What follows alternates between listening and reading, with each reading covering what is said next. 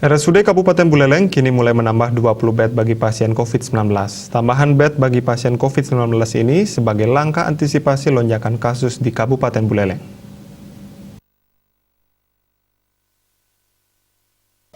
Hal tersebut diungkapkan langsung Sekda Buleleng yang sekaligus Sekretaris Gugus Tugas COVID-19 Buleleng Gede Suyase di sela-sela melakukan peninjauan di RSUD Buleleng. Menurut Suyase, penambahan 20 bed ini sebagai upaya Kabupaten Buleleng mengantisipasi ledakan kasus yang mungkin saja terjadi sewaktu-waktu. Meski di Buleleng saat ini jumlah pandemi COVID-19 masih fluktuatif, namun harus diantisipasi lebih awal. Dengan demikian, RSUD Kabupaten Buleleng memiliki 71 bed bagi pasien isolasi bergejala berat. Sedangkan yang bergejala ringan kini melakukan isolasi mandiri.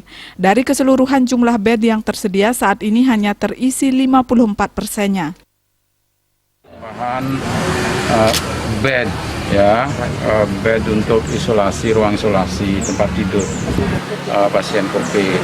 Walaupun saat ini posisi kasus di Buleleng masih fluktuatif di 1 digit, 2 digit ya, tapi kita harus persiapkan antisipasinya.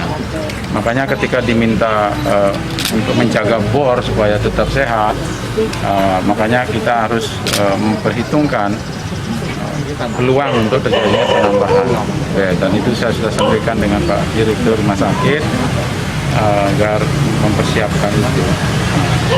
Setelah diskemakan ada potensi penambahan bed bisa lebih 20 bed ya, sehingga dari 51 yang dimiliki saat ini bisa menjadi 71 bed.